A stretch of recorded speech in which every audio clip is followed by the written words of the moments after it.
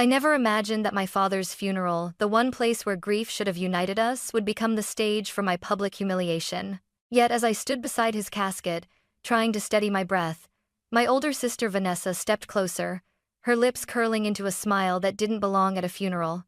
"She's just here for the money," she announced, loud enough for half the room to hear. A few guests pretended not to notice. Others stared openly. My stomach twisted. My name is Madison Carter, and in that moment, I felt every rumor, every lie Vanessa had whispered over the years tightening around my throat. She wanted everyone to believe I abandoned Dad, and that I'd returned only to collect whatever scraps he left behind. But then the church doors opened. Our father's lawyer walked in, holding a single USB drive. And when Vanessa saw it, her face drained of color. Growing up, I always believed my family was unbreakable. Dad, Richard Carter, was the kind of father who remembered every school project, every art competition, every dream I ever dared to speak aloud. And I was his little girl, the one he took on late-night drives just to show me how the city lights looked from different angles. Those were the moments when I felt closest to him, when I felt truly seen. But everything changed when we grew older. My sister, Vanessa, was 3 years ahead of me, older, sharper, always chasing perfection like it was oxygen. She built her life around being the responsible child, the one who followed every rule, every plan, every expectation.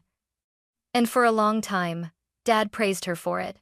I can still hear the way she spoke to me the day I told them I wanted to become an interior designer. "Madison," she scoffed, flipping her perfect blonde hair over her shoulder. "That's not a career, it's a phase. You'll quit once life gets serious." Dad didn't defend me. He didn't criticize me either, just fell silent, thoughtful, distant. That silence stretched into weeks, then months. Meanwhile, Vanessa made sure her voice was the only one he heard. Every achievement of hers became a headline. Every success of mine, a footnote. And slowly, painfully, I began to realize that the closeness Dad and I once had was slipping through my fingers, replaced by a fog of misunderstandings I couldn't explain. Not yet. I didn't realize it at first. I thought the growing distance between Dad and me was just life-busy schedules, different cities, different priorities. But Vanessa, she knew exactly what she was doing. It started small. A text message Dad never replied to. An email that must have gone to spam. A birthday call that he probably missed because he was tired. Vanessa always seemed to be the one explaining the reasons. Always with that same patronizing tone. "Don't take it personally, Madison. Dad's just overwhelmed." I believed her. Why wouldn't I? But the truth was far uglier. Later, I'd learned that she had Dad's emails synced on her tablet. She filtered my messages, deleted others. If I sent photos of my new projects, Vanessa archived them before Dad ever saw a single one. One afternoon, I called Dad 3 times. All went to voicemail. Minutes later, Vanessa texted, "Dad saw your calls. He's busy, don't push it." I remember staring at the screen, confused and hurt. Dad never talked like that. But she kept going slowly, poisoning everything between us. She told relatives I rarely visited. Said I was too wrapped up in my fantasy designer life to care about family. At Thanksgiving, I overheard her whisper, "Madison only shows up when she needs attention. Dad's finally seeing her for who she is." Those words cut deeper than she knew. Because deep down, I feared she might be right, that maybe Dad had given up on me. And Vanessa?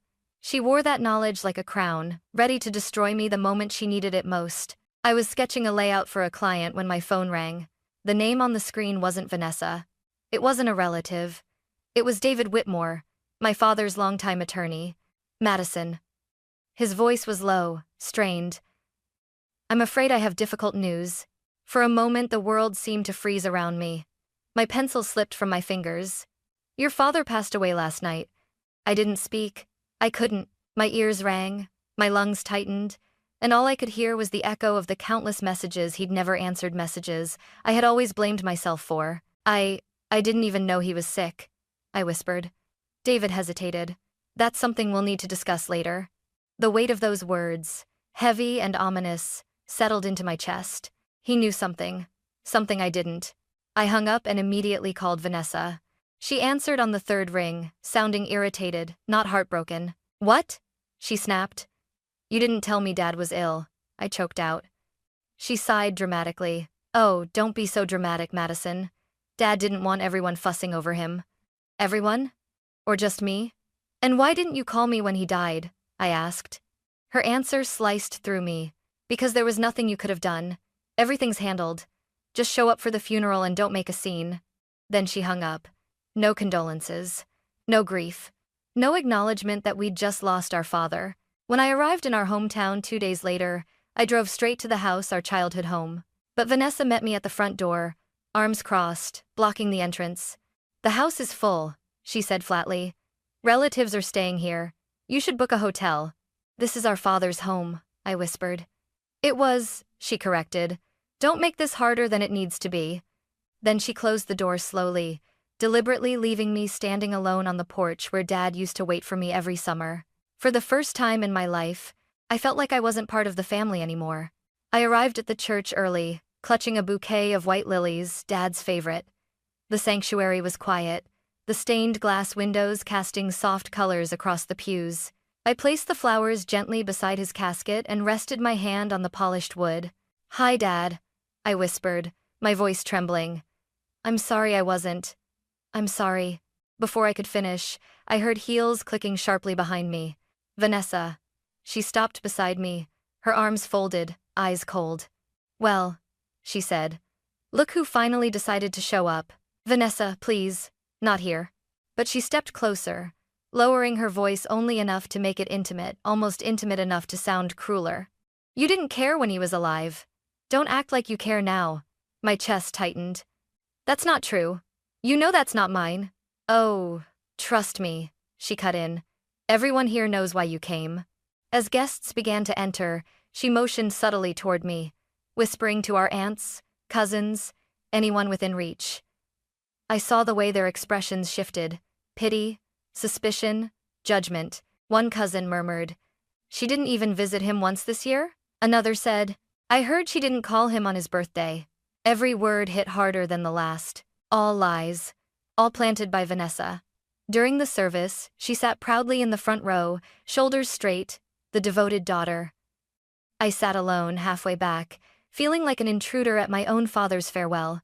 But the worst moment came at the reception afterward. I was pouring coffee, trying not to cry, when Vanessa raised her voice across the room, loud, sharp, meant to draw attention. Everyone's wondering, she said, how long Madison plans to stick around before grabbing her share of the inheritance. Heads turned. Mugs paused midair. My breath caught. I'm not here for money, I managed, voice cracking. Vanessa laughed. A cruel, ringing laugh. Please, you're only here because Dad isn't around to see through your act anymore. For a heartbeat, I couldn't move. Then the doors opened. David Whitmore walked in, holding a slim USB drive in one hand. He cleared his throat. Vanessa. Madison, your father left specific instructions. His video message must be played before the will is read. Vanessa's smirk faltered, her face blanched, and for the first time that day, she looked afraid. The conference room was colder than I expected, sleek, too polished, too quiet. A long mahogany table stretched across the center, surrounded by chairs already filling with relatives, business partners, and board members from Dad's company. Vanessa sat confidently at the head of the table. Her posture screamed rightful heir. Her expression said she'd already won. When I walked in, the room fell into a hush. Not respectful. Judgmental. Vanessa gave a theatrical sigh. Oh, you came? How surprising. She gestured toward the chair farthest from her, practically against the wall. We saved you a seat. I swallowed my humiliation and sat. Several family members avoided eye contact. A couple whispered with hands cupped to their mouths. I heard one of the board members mutter, "This won't take long. Vanessa will inherit everything." Another replied. The younger one barely spoke to Richard. Of course she's out. My stomach twisted. Their opinions weren't just wrong, they were built on lies. Vanessa had planted like landmines everywhere I turned. David Whitmore entered precisely at 10 a.m., carrying a folder and the USB drive. Unlike everyone else, he offered me a gentle nod, one that felt painfully rare. "Thank you for coming," he said. To me, not Vanessa. Vanessa's jaw clenched. David took his seat, removed his glasses, and spoke. As stated in Mr. Carter's instructions, we will begin with the video message he recorded 3 months ago. This video must be viewed in full before we proceed with the legal will. A murmur rippled across the room. 3 months ago? That would have been around the time Dad suddenly stopped answering me altogether. Vanessa forced a smile that didn't reach her eyes. There must be some mistake, she said lightly. Dad discussed everything with me. There was no video. David calmly opened his folder. Miss Carter, your father recorded this privately. He asked that no one, especially you, be made aware of it. The room collectively inhaled. My pulse pounded. Why, especially her? What had Dad discovered? Vanessa blinked rapidly, her confidence slipping. Play it, she snapped, though her voice wavered. The lights dimmed. David inserted the USB into the laptop. I gripped the edge of my chair so tightly my knuckles turned white. The screen flickered. Static. Then an image slowly sharpened into focus. My father alive, composed, sitting at his oak desk with the window behind him. My heart surged into my throat. He looked healthier than I remembered, almost peaceful. Then he spoke. Hello.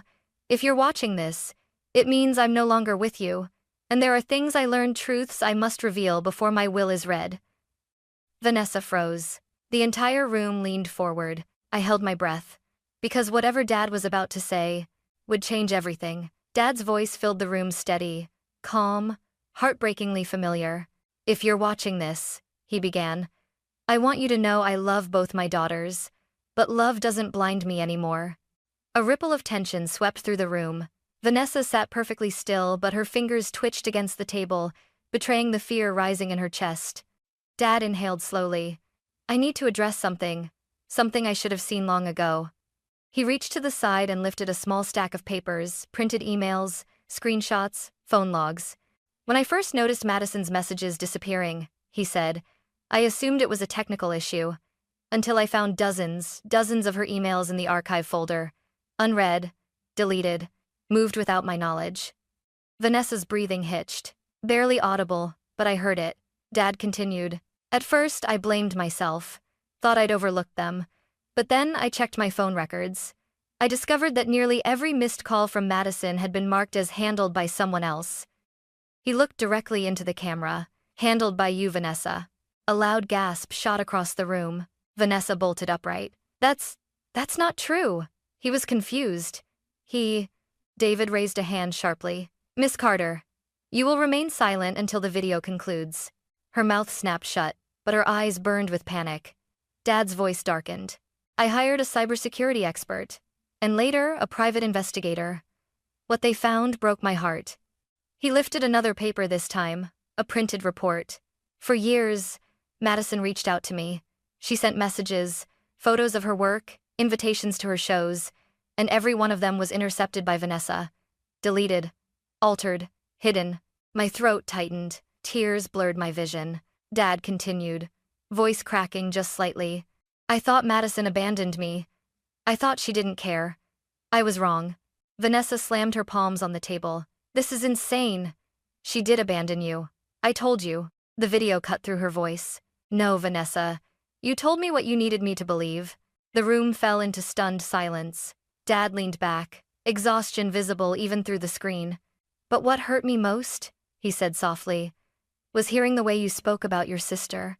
The cruelty, the smugness, the lies you spread to our family. He shook his head. Madison didn't deserve that. Not from you, not from me. A quiet sniffle echoed. Someone in the room was crying. Maybe more than one. Then Dad's voice strengthened. I want to speak to you directly, Madison. My heart nearly stopped. He shifted closer to the camera. You have always followed your heart. You have always lived honestly. I was proud of you long before you ever knew it. I covered my mouth, shaking. I saw your work. Secretly. Bought pieces through a friend. I kept photos, magazine reviews, even your early drafts. I wish I had told you sooner. His eyes softened, sad, regretful. I planned to come to your gallery opening in March. I bought the ticket. It's still on my desk. A sob escaped me. Vanessa stared, trembling. Dad took a steadying breath. Now, regarding my estate, everyone in the room straightened. This was the moment. Dad's tone shifted, firm, decisive. I can no longer trust Vanessa with my legacy. Not after the lies, the manipulation, the intentional destruction of her sister's relationship with me. Vanessa clutched the armrests. No. No, you can't, Dad, you promised. The video responded as if he heard her desperation. That is why the previous will is revoked. Vanessa's face went completely white. Dad read from a document. To my daughter Vanessa Carter, I leave a fixed annual allowance of $40,000 for 10 years conditional upon mandatory family counseling and full cooperation with the investigation into her actions. And enderfied. Ending model problem and the rest. Vanessa let out a choked, animal-like sound. This is a joke, this is some kind of sick. David glared. Miss Carter. Sit. Down. She collapsed into the chair, shaking violently. Dad continued.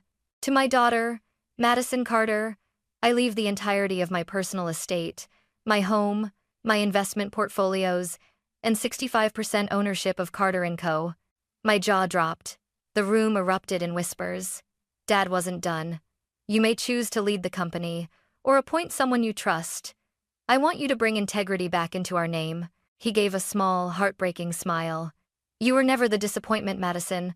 I was for not standing beside you sooner. A long pause followed.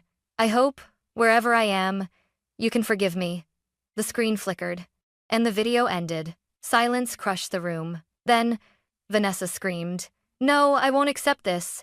You can't take everything from me. She doesn't deserve his name, his company, his legacy.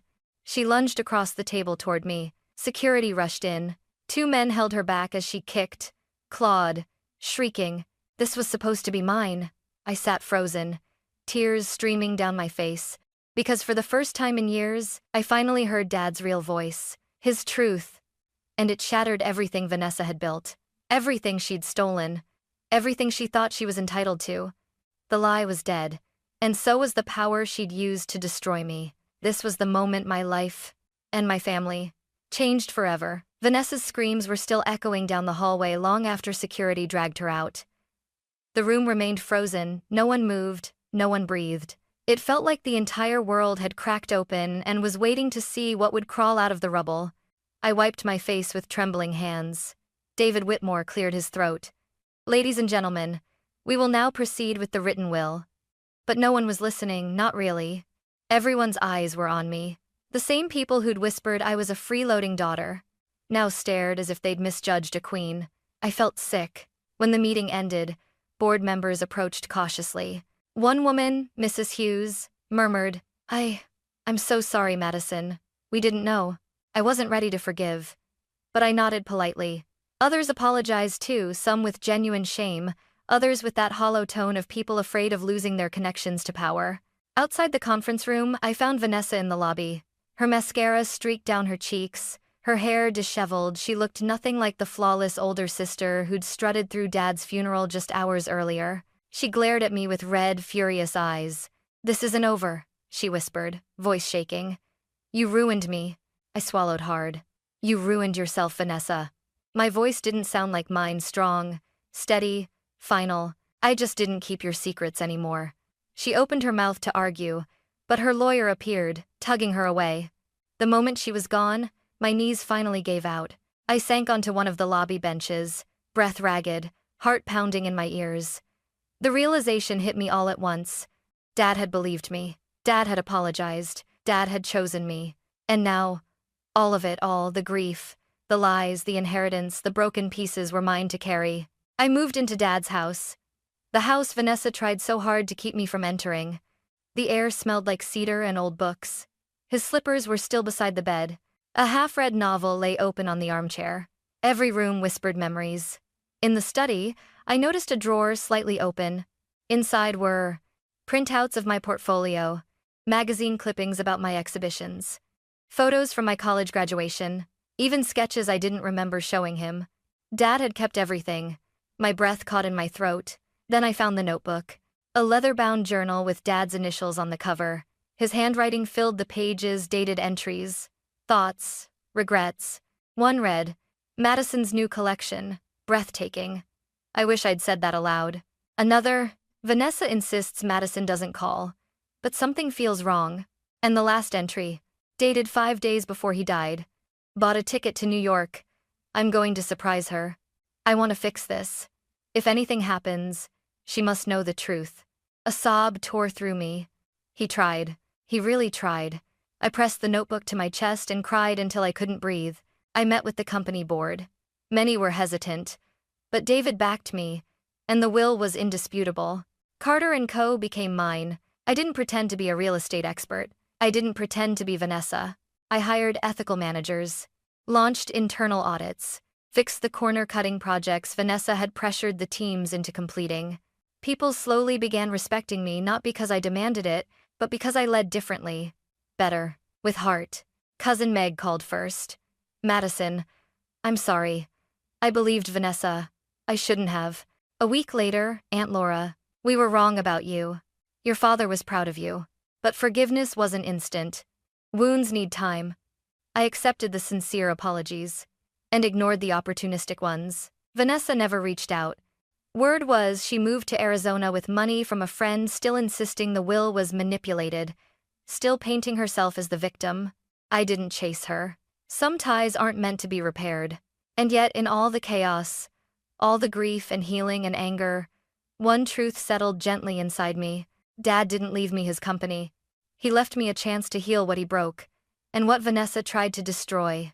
I wasn't just inheriting a business. I was inheriting the truth. Finally, in the quiet weeks that followed, life settled into a strange new rhythm, half grief, half rebuilding. Every morning, I walked through Dad's house with a mug of coffee, feeling the weight of both his absence and the legacy he'd left for me. It was overwhelming, but also strangely grounding. One afternoon, while sorting through documents in his study, I found a sealed envelope tucked inside the bottom drawer.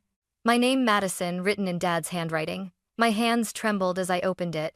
Inside was a single letter. My sweet girl, if you're reading this, then the video has already spoken. But a father should still leave his daughter something in his own words. You were never the mistake. You were the miracle I failed to cherish well enough. Go create the life you dream of, but don't forget the world needs integrity as much as beauty. Lead with both. Dad! Tears streamed down my face as I read it again and again. That night, I made a decision. Carter & Co. would not remain the cold machine Vanessa wanted it to be. It would become something new. Something that reflected both my father's values and my own. Starting something new. I established the Carter Foundation for Arts and Community Renewal, using a portion of the company profits to support local artists, interior design students, and neighborhood restoration projects. At the launch event, dozens of people gathered at the gallery Dad once planned to attend. His framed letter sat at the entrance, a silent guest of honor. In my speech, I said, "My father taught me that buildings can stand tall for 100 years, but truth is the only thing that lasts forever." I felt him there, somewhere between the applause and the soft glow of the gallery lights. A visit to the cemetery. A week later, I visited his grave for the first time since the funeral. The December wind was cool against my skin as I knelt, placing a bouquet of white lilies, just like the ones I had brought to the church. "Hi, Dad," I whispered, brushing fallen leaves off the headstone. "I hope you can see everything. The changes, the truth, the foundation. I'm trying. I really am." Saying it aloud felt like closing a wound that had been open for years. I told him about the company, about the employees who'd thanked me, about the projects we were revising to reflect real integrity. And then, softly, "I forgive you. And I hope, someday, Vanessa forgives herself too." The wind rustled the trees, almost like an answer. Moving forward, I didn't hear from Vanessa. Maybe I never would. But I no longer needed her approval or her understanding to feel whole. Some relationships don't mend. Some stories end quietly, with distance instead of reconciliation. And that's okay. Because the story that mattered, the one between me and Dad, had finally found its truth. He saw me. He chose me. He believed in me. And now, I was ready to believe in myself too. Dad didn't just leave me a company. He left me a compass, a reminder that truth may hurt, but it heals. And sometimes, the greatest inheritance isn't money or property, but the chance to rewrite your own story, with honesty, courage, and a heart finally free from lies. My name is Madison Carter, and this is where my life truly began.